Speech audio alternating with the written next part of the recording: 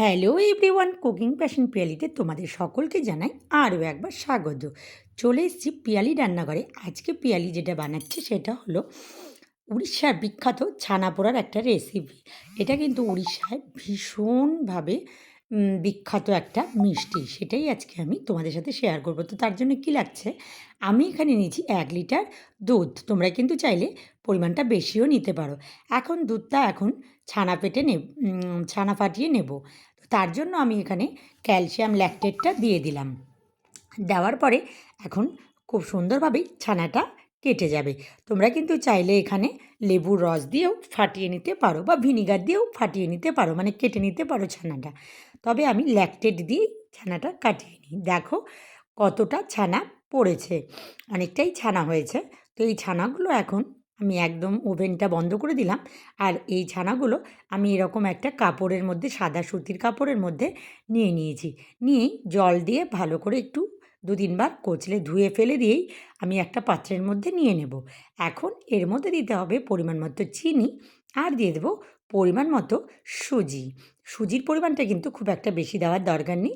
Just আমি এখানে এই ছোটো বাটি দিয়ে অর্ধেক বাটি নিয়েছি। তোমরা যদি ছানার পরিমাণ বেশি করো তাহলে সুজিটা আরেকটু বাড়িয়ে দিতে পারো। খুব একটা বেশি উপকরণের দরকার হয় না এই ছানা পোড়া রেসিপিটাতে। এবার ভালো করে চিনি আর সুজিটাকে একসাথে মানে একদম পেস্ট করে মেখে নেব। সেটা হাত দিয়ে এরকম চটকে চটকে মেখে নিতে হবে।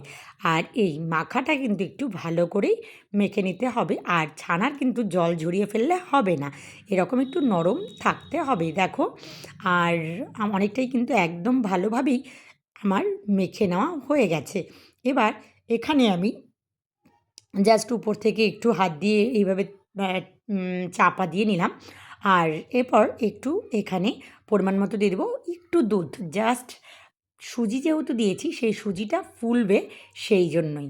আর এইটা ঢাকনা দিয়ে ঢেকে রেখে দিতে হবে 20 থেকে 25 মিনিটের জন্য, যতক্ষণ না সুজিটা ভালোভাবে সেট হয়ে ফুলে উঠছে ততক্ষণ পর্যন্ত। তো এবার দেখো আমি এটা 25 মিনিটের জন্য ঢাকনা দিয়ে রেখে দেবো। 25 মিনিট বাদে আমি ফিরে এলাম। দেখো কতটা ফুলে গেছে। আর যেই দুধটা আমি পরবর্তীতে দিয়েছিলাম সেটাও কিন্তু টেনে নিয়েছে, শুষে নিয়েছি। এইবার এখানে দিয়ে দেবো সামান্য পরিমাণ বেকিং পাউডার, আর দিয়ে দেবো সামান্য পরিমাণ বেকিং সোডা। এইটাই খুব সামান্য পরিমাণ করেই দিতে হবে, বেশি দেওয়ার দরকার নেই, জাস্ট হালকা করে দিয়ে দেবো। আর আরেকটু শেষে কিন্তু দুধ দিয়ে এই রকম করে মেখে নেব। এটা কিন্তু আগে দিয়ে মেখে নেওয়া যাবে না, মানে মেখে রেখে দেওয়া যাবে না আগে থেকে। এটা কিন্তু পরেই, মানে যখন আমি পাত্রে দেবো তার কেক মোল্ডে দেবো তখনই কিন্তু আমাদের এইভাবে আগেই পাউডারটা, বেকিং পাউডার আর বেকিং সোডাটা দিতে হবে। এবার এরকম একটা আমি বাটার পেপার নিয়েছি বাটির উপরে, আর হালকা করে এখানে আমি একটু ঘি মাখিয়ে নিচ্ছি। তোমরা কিন্তু চাইলে বাটারও দিতে পারো, তবে আমি ঘিটাই দিয়েছি। এবার আমি যেই পাত্রে মেখে রেখেছিলাম সেই পাত্র থেকে এই পাত্রে ঢেলে নেব।